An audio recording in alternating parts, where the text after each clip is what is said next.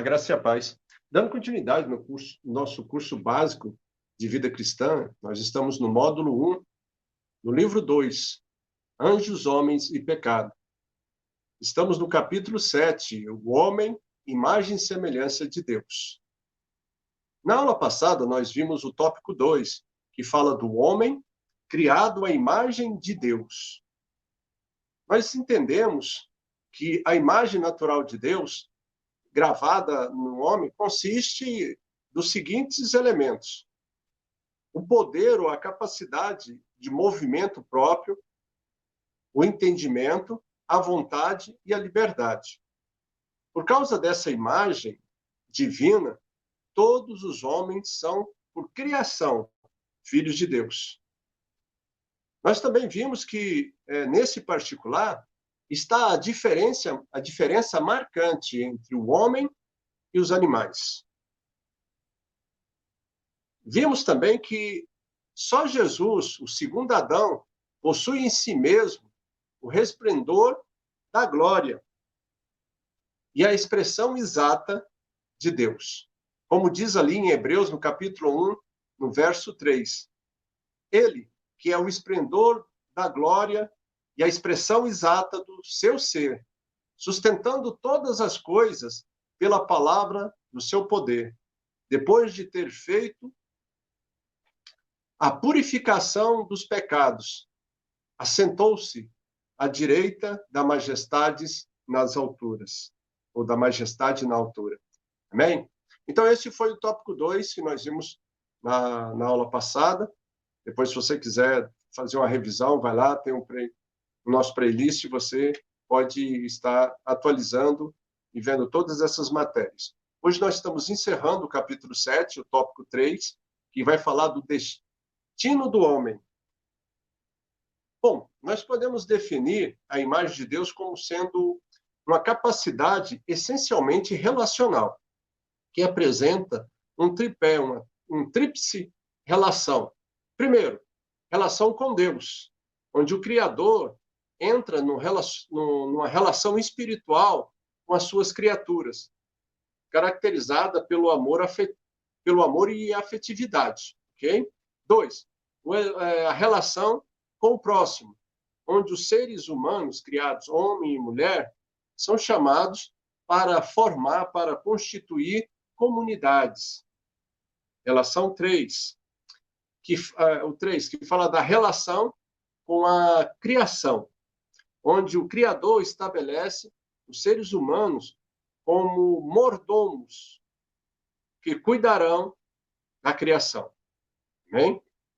Então, a imagem de Deus inclui tudo que o homem precisa para cumprir o mandado cultural de Deus. E, portanto, entendemos que Deus ele tem a capacidade de executar a sua vontade, os propósitos e alcançar suas metas. Os seres humanos, por sua vez, são conhecidos como portadores da imagem de Deus, por causa de sua habilidade única de usar as partes do seu corpo.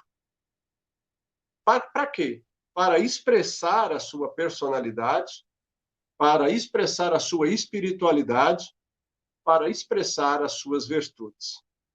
Então, pela forma singular com que o homem foi formado, e por aquilo que as Escrituras mostram a respeito, a conclusão a que chegamos é que o homem, desde a sua criação, foi destinado a viver eternamente. Grave isso na sua memória. O homem foi destinado a viver eternamente. Ok? Para que eu tenho que gravar essa questão? Depois nós vamos voltar nela, como nós já falamos dela algumas vezes, porque existe 2 caminhos na eternidade, um com Deus e outro sem Deus, tá? Então, grava aí, depois nós vamos voltar nesse ponto aqui. E Paulo, ele nos leva a conhecer melhor o homem, apresentando 3 tipos distintos de homem. Primeiro, vamos dizer assim, o homem carnal, que a palavra de Deus fala, né? Lá em Hebreus, ou melhor, lá em 1 Coríntios, no capítulo 3, versículo 1, do homem carnal. O que é o homem carnal? Ou, muitas vezes, falam o crente carnal. É uma espécie de meio termo entre o homem natural e o homem espiritual.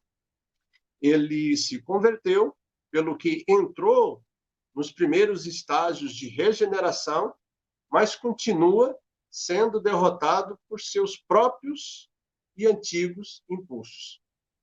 Ok? Começou a fase da regeneração, mas ainda está nessa fase. Não foi para frente. Então, lá em 1 Coríntios, no capítulo 3, versículo 1, diz assim: Eu, porém, irmãos, não vos pude falar como a espirituais, e sim como a carnais, como crianças em Cristo, desculpa. Então, aqui mostra a realidade desse crente carnal, desse homem carnal. Ele se converteu, começou o processo de regeneração, mas a Bíblia compara ele como a criança, né? Por quê? Porque está em fase de crescimento, ainda não amadureceu, está em fase de crescimento. Bem? Segundo, nós temos o homem espiritual. É aquele que já foi regenerado e que está vivendo de acordo com as principais ou os princípios ditados pelo Espírito de Deus. E obedece à mente do Espírito e anda em novidade de vida. Né?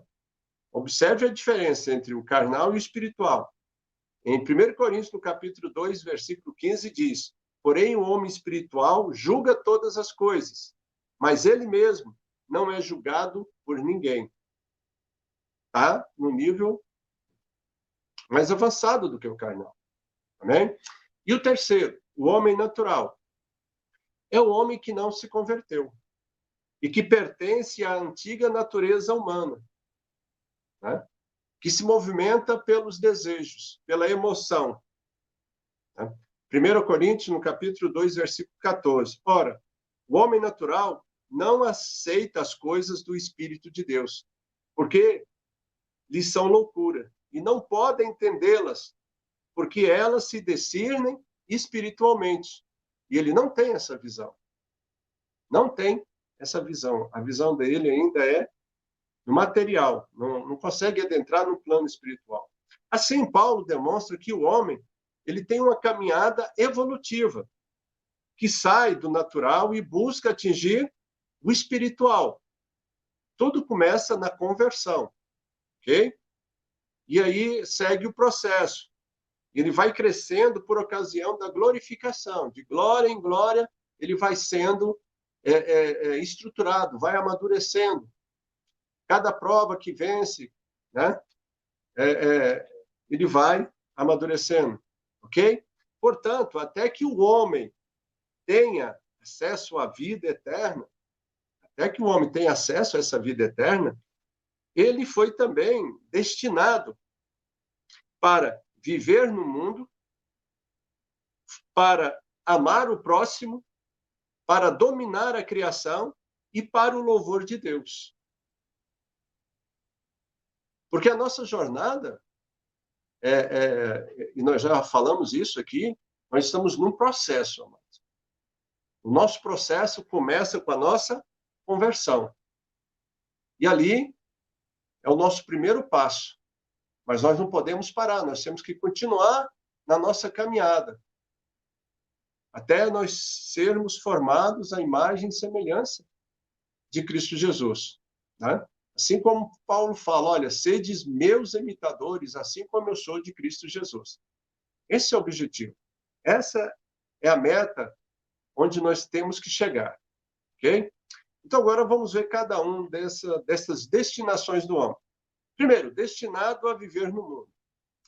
Em Gênesis, no capítulo 2, versículo 7, diz que formou o Senhor Deus o homem do pó da terra, e lhe soprou nas narinas o fôlego da vida, e o homem passou a ser alma vivente.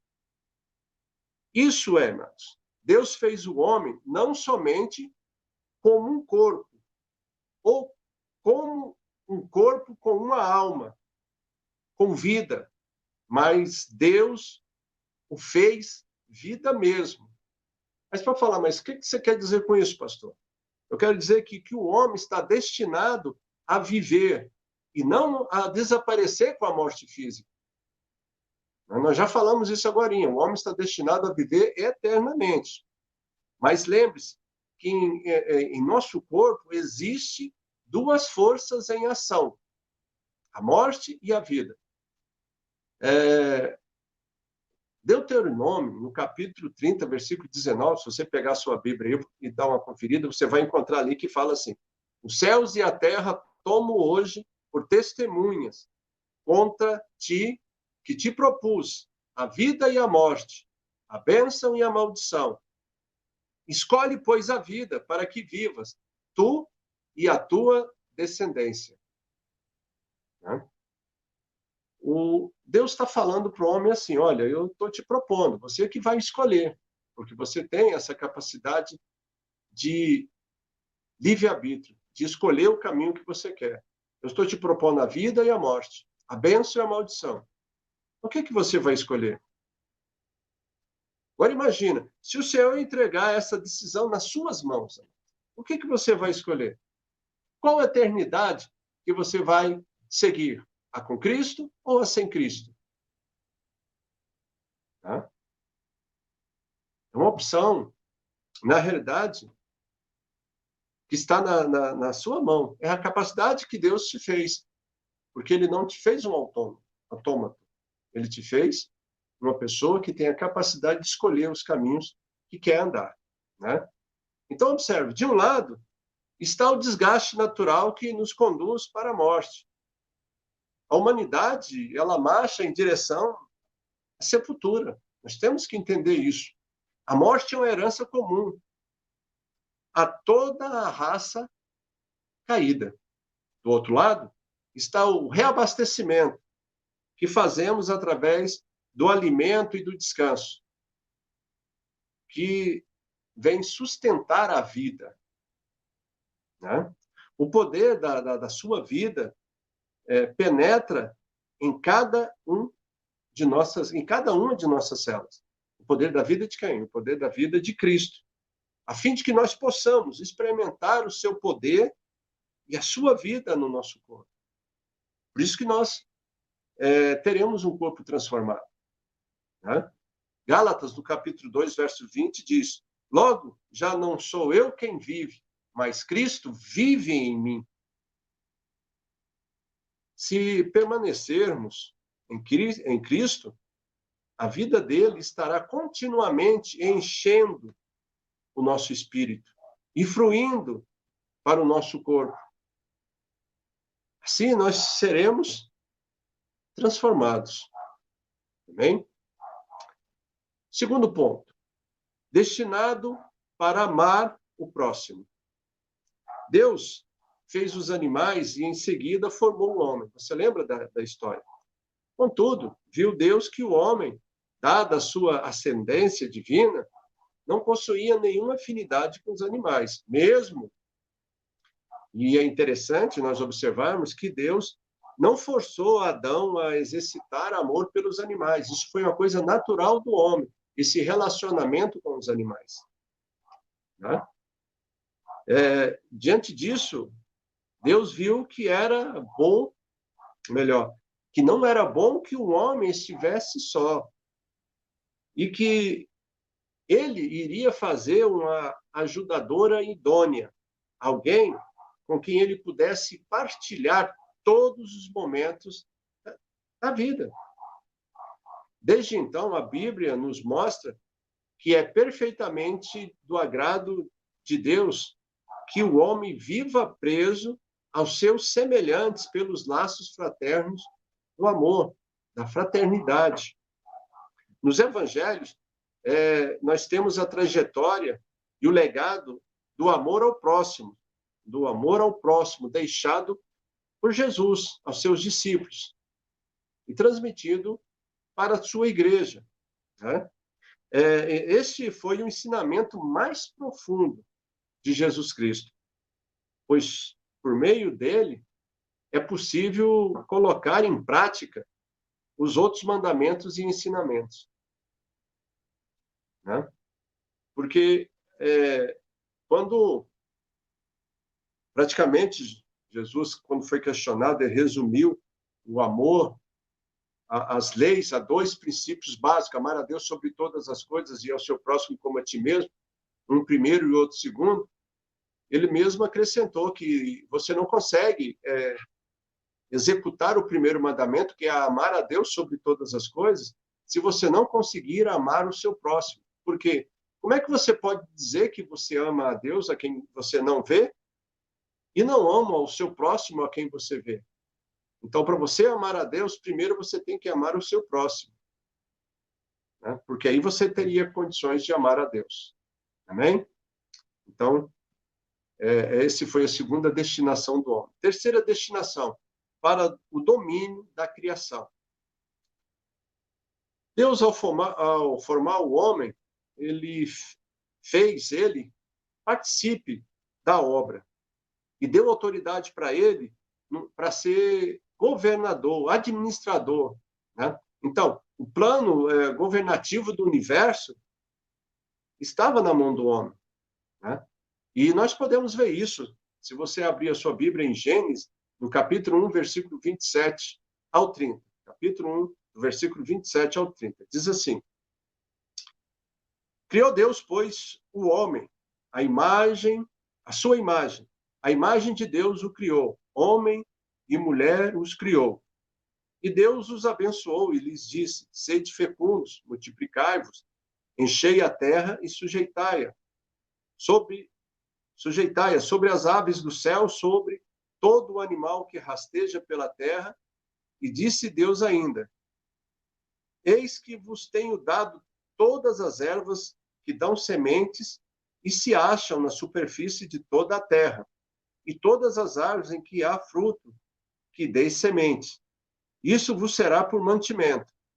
E a todos os animais da terra, e a todas as aves do céu, e a todos os répteis da terra, em que há fôlego de vida. Toda erva verde lhe será para mantimento. E assim se fez. Né? Então, observe, o Senhor fez o homem responsável por esse planeta. Né? O homem foi destinado, a exercer domínio sobre a terra, sobre os mares, sobre o espaço. E se você observar, é isso que o homem tem feito nesses anos todos que ele está aqui. Mas o que eu tenho que entender? Eu tenho que entender que a palavra dominar está mais direcionada ao significado de presidir, de zelar, de cuidar, né? Do que exercer um controle ou de reprimir a criação, né? Então, portanto, ele é o representante de Deus para reinar, e não só reinar, estender o reino de Deus na terra. O homem começou a exercer esse domínio quando ele começou a dar nome aos animais, a nomear os animais. Quando você pega ali em Gênesis, no capítulo 2, versículo 20, a parte A do versículo, diz assim: Deu o homem a todos os animais domésticos, às aves do céu e a todos os animais selvagens. Deu nome, né? Deu nome o homem a todos os animais. Então, quando ele começou a fazer isso, ele começou a exercer o domínio, o governo. Tá? Então, o nosso último destinado, né? O homem também foi, deu destinação, o homem foi destinado para o louvor a Deus. E o salmista Davi, no Salmo 8, mostra a superioridade do homem sobre os seres criados na terra. Vai mais além para mostrar que o mesmo homem foi destinado por Deus para o seu louvor. no Salmo 8, versículo 5 ao 9. Diz assim: contudo, pouco menor o fizeste do que os anjos, e de glória e de honra o coroaste. Faz com que ele tenha domínio sobre as obras das tuas mãos. Tudo puseste debaixo dos seus pés, todas as ovelhas e bois, assim como os animais do campo, as aves do céu e os peixes do mar, e tudo o que passa pelas veredas dos mares. Ó Senhor, Senhor nosso, quão admirável é o teu nome sobre toda a terra.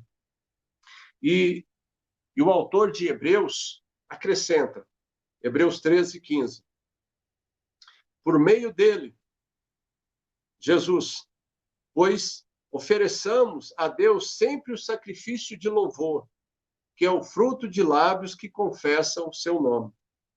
Hein? Assim, nós entendemos que o louvor é um sacrifício que agrada a Deus. A adoração faz parte da vida do povo de Deus. Portanto, a visão a respeito da adoração deve ser bem nítida, para que seja de maneira que Deus espera. Aí você pode perguntar, mas qual é a maneira que Deus espera? Olha, em João registra a fala de Jesus a respeito do destino do homem como adorador. João 4, versículo 23. Mas vem a hora, e já chegou, em que os verdadeiros adoradores adorarão o Pai em espírito e em verdade, porque são estes que o Pai procura para seus adoradores. Amém? Amados, observe. Então, além disso, a imagem de Deus abrange tudo o que é necessário para que cada homem, para que cada mulher possa cumprir o propósito para o qual foram criados. Como diz, né, o Catecismo Maior de Westminster,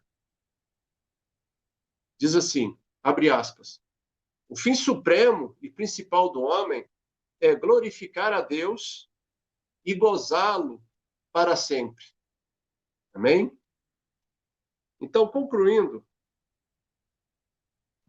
Deus ordenou ao homem que cuidasse da criação, que desfrutasse da comunhão com o próximo e que louvasse e adorasse a Deus. Como afirma Gerald Van Groningen em seu livro Criação e Consumação, na página 90. Ele diz assim, abre aspas, o primeiro mandamento que foi dado tem sido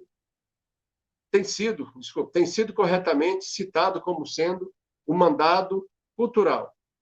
Era para o homem e a mulher exercitar suas prerrogativas reais de governantes sobre o cosmos, desenvolvendo e simultaneamente mantendo. Todas as formas de vida na Terra foram, de forma específica, colocados sobre a supervisão dos vice-gerentes humanos. Fecha aspas. Amém? Mas observe, o que nós temos que entender aqui? Groningen, ele diz uma coisa interessante, mandamento cultural. E a partir desse mandamento cultural, que é o mandamento do governo, de governar, de subjugar, né? Que o homem atua também na política, no trabalho, na educação, nas artes, no lazer, na tecnologia, na indústria, ou seja, em todas as áreas.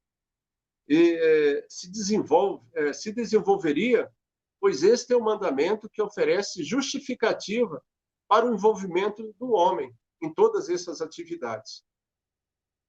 Né? O mandamento cultural. Mas o que eu tenho que entender? Além desse mandamento cultural, havia também um mandamento social, onde o homem podia glorificar ao Criador por meio do seu envolvimento nas esferas sociais, né? Na formação de comunidades, na assistência social. Você vê que a palavra de Deus ela fala, olha, Um dos principais mandamentos é que você não despreze o estrangeiro, nem o órfão e nem a viúva, mas que você dê assistência a eles, né? E isso faz parte da vida do homem, né? O homem ele está envolto, né, nessas áreas, nessas esferas da vida, como governador, como assistente, ele atua e distribui ou compartilha as bênçãos que Deus lhe dá com as outras pessoas, tá? As bênçãos de Deus não é para ficar retidas só para você, meu irmão. E nós temos que entender isso. As bênçãos de Deus nós compartilhamos com o próximo, com os necessitados. Amém? Ou seja, fechando aqui. Então, o homem, ele vive nesse planeta, né, com esses propósitos de amar ao próximo, de dominar a criação, de adorar e louvar a Deus. Que nós possamos entender isso. Nós estamos encerrando hoje aqui o capítulo 7. Né? Na próxima terça-feira, na graça de Deus, nós estaremos iniciando o capítulo 8, que fala da provação e queda do homem.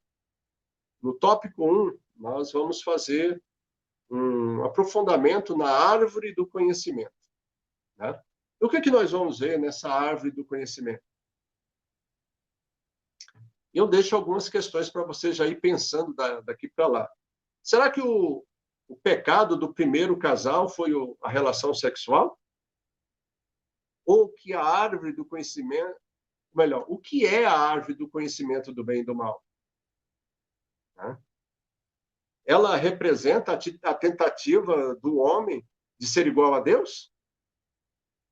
Né? Bom, a Bíblia diz que esse caminho leva à morte. Né? Havia 2 árvores no jardim, de suma importância. Não que houvesse só 2 árvores no jardim, existia mais. A árvore do conhecimento do bem e do mal e a árvore da vida. A árvore da vida representa a graça de Deus aos homens. Favor que não é merecido. E que nós também não podemos conquistar, mas só pode ser recebido por meio da humildade e gratidão a Deus. A liberdade do homem inclui a necessidade ali, não necessidade, eu vou colocar necessariamente, fica melhor, necessariamente o poder de escolher ou recusar. Ele tinha essa opção, o livre-arbítrio, ele podia escolher o bem ou ele podia recusar o bem. Podia escolher o mal, como também podia recusar o mal. Então, ele tinha opções que seriam respeitadas. Nós temos que entender isso. Né? Então, além de poder participar do fruto da árvore da vida, porque a árvore da vida não estava proibida, Deus havia permitido ao homem de participar dela. A única que tinha uma ressalva era a árvore do conhecimento, né? E que a aprovação imposta por Deus ao homem no Éden tinha um propósito específico. Não foi à toa. Dentro do plano geral de Deus, essa aprovação era de fazer o homem mais maduro, apto para receber maiores revelações de Deus. Esse era o propósito. Amém? Mas nós vamos ver tudo isso estudando na próxima terça-feira a árvore do conhecimento do bem e do mal.